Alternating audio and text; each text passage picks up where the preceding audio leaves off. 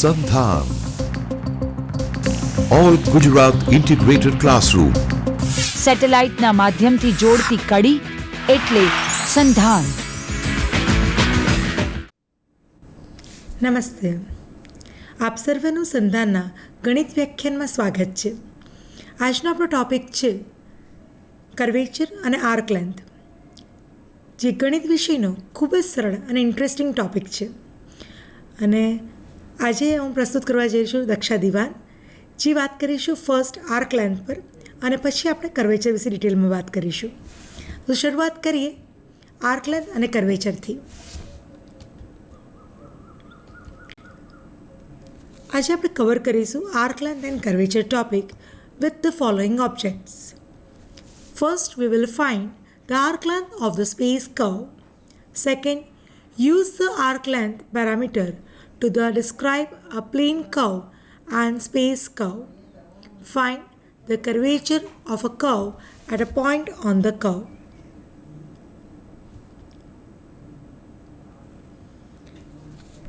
Our first object is find the arc length of the space curve. Given a smooth plane curve C that has parametric equation x equal to x of t and y equal to y of t, where a less than or equal to t less than or equal to b, the arc length s is given by s equal to integration a to b under root of x dash t whole square plus y dash t whole square dt. In the vector form, the C is given by r of t, x of t I plus y of t j. The above equation can be written as a to b norm of r dash t dt. We can extend this formula to the space quite naturally as follow. If we have a space, then we have three variables x, y and z. If C is a smooth curve given by r of t is equal to x of t I plus y of t j plus z of t k on the interval close interval ab, then the arc length C on the interval is s equal to integration a to b under root of x dash t whole square plus y dash t whole square plus z dash t whole square dt. So we can say integration a to b norm of r dash t dt. To help you visualize that what is taking place, look at the curve and image taking steps from point to point. You can see here we are joining this point by the red line, right?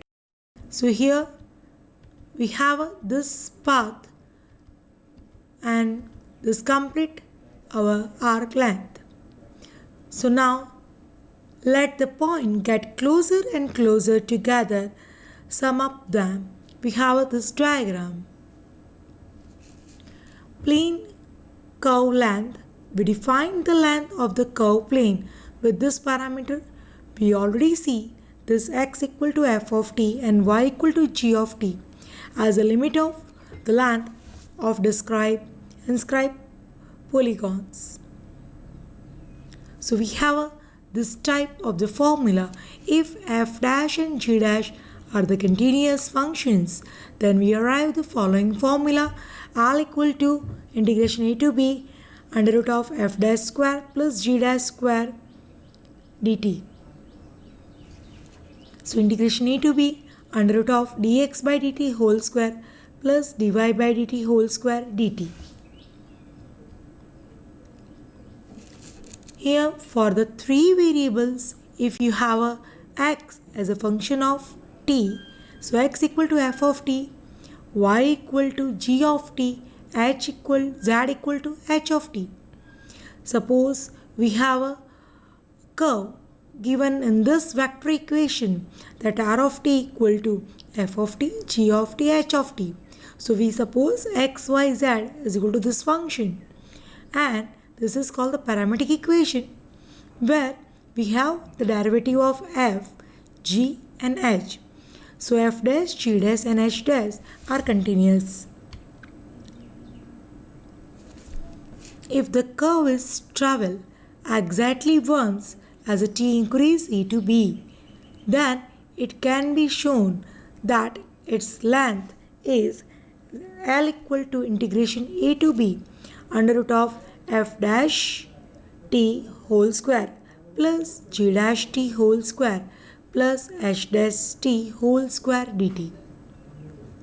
So that is, we have a x is equal to f of t, y equal to g of t, and z equal to h of t, right? So f dash t, it means the derivative of x with respect to t. G dash t, it means derivative of y with respect to t. H of t, that is equal to z. So h dash, it means dz by dt. And taking that square and addition in under root, we have this formula. Notice that both the arc length formula 1 and 2 can be put into the more compact form, that is integration a to b mod r dash t dt. The arc length, that is because for a plane curve r of t, f of ti plus g of t j in the vector form, we have a r dash is mod of f dash t I plus g dash ti is equal to under root of, we know the vector form, we have a modulus is a under root of that f dash t whole square plus g dash t whole square. For the space curve, we have r of t. In the space, we have a 3 I j k. So it is f of t I plus g of t j plus h of t k. R dash of t is equal to mod of f dash t I plus g dash t I plus h dash t k. So in under root f dash t r square whole square plus g dash t whole square plus h dash t whole square.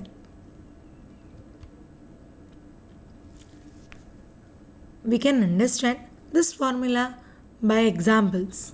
So start with one example. Find the length of the space curve over the given interval. So here we want to find the length of the space curve. Here it is space curve, so r of t in the 3 variable x, y, z format. So r of t is equal to 2 sin t, 5t, 3 cos t. Our range of t is 0 to pi. So first we set up the integral. So r of t is equal to that. Find the derivative of the vector. In the table, we have a one side what we want to do, and the second side of the table, we have that numerical workout. So we want to find the derivative. So derivative of 2 sin t is a 2 cos t, right? Derivative of 5t is 5 because the derivative of t is 1 with respect to t. 2 cos t, the derivative of 2 cos t is a minus 2 sin t. We have a formula that under root of first term square. So first term here it is 2 cos t. So square of that term is a 4 cos square t plus square of 5 is a 25. 2 sin t, the square of that is a 4 sin square t dt. So we are substituting in the formula. Now we can simplify. It's very simple. Take the 4 common. Sin square plus cos square t is a 1. So 4 plus 25, that is under root of 29. Under root of 29 is a constant term. So integration of 1 is a t. Limit is 0 to pi. Substitute our upper limit, that is upper limit is pi, and lower limit is a 0. So under root of 29 pi, that is our final answer of arc length. So arc length, find the length of arc of the circular helix with the vector equation. So here we want to find the arc length of the helix and the equation is given r of t equal to cos ti plus sin tj plus tk from the point 1 0 0 to the point 1 0 2 pi. So here you can see that the x running from 1 to 1, y running from 0 to 0, and the last z running from 0 to 2 pi. If you compare your r of t with the xi plus yj plus zk, then x equal to cos t, y is equal to sin t, and z equal to t. So your t is running from 0 to 2 pi, right? This we can take from the question. Now here for setting the formula, we will take r of t and taking its derivative. So r dash t.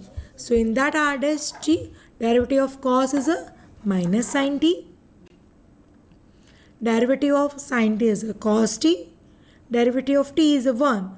So r dash t will be minus sin ti plus cos tj plus k. So we have mode of r dash t is equal to under root of minus sin t square plus cos t square plus 1. Sin square t plus cos square t is 1, correct? So 1 plus 1, 2. So under root of 2. So this is r dash of t. Now the arc length from the one point 100 to the another point 102 pi is described by the parameter interval that t is running from 0 to 2 pi. As I explained you before that first for x, second for y, third for the z, and z is here 0 to 2 pi because z is here t. So t is running from 0 to 2 pi. And we have that formula that L equal to a to b mod r dash t dt. Here a is a 0, b is a 2 pi. So length L is equal to 0 to 2 pi under root of root 2 dt. So answer is a 2 root 2 pi. Correct? So we have this very simple arc length. A single curve C can be represented by the more than one vector function. So, for instance, the twisted cube that R1 of t is a t, t square, t cube. If t is running from 1 to 2, could also be represented by the function r to u is e raised to u, e raised to 2u, e raised to 3u, where u will be u is equal to that we can take t is equal to e raised to u and substitute this value that our t is equal to log u. So u is running from 0 to ln2. The connection between the parameter t and u is given by t equal to e raised to u, or you can say u equal to log t. We define its arc length function as by s of t is running from that limits and r dash u du. So r dash u, so dx by du whole square, dy by du whole square, and dz by du whole square into du. Thus s of t is the arc length of the part of C between r of a and r of t. You can see from the diagram that if you have this type of space diagram xyz and you want to find the length between r of a to r of t, so it's shown by the purple line. It's very easy to find.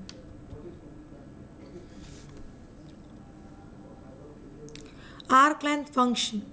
If we differentiate both the sides of the equation using the part 1 of the fundamental theorem of the calculus, we obtain ds by dt is equal to mod r dash of t. Now our second object. Use the arc length parameter to describe the plane curve or space curve.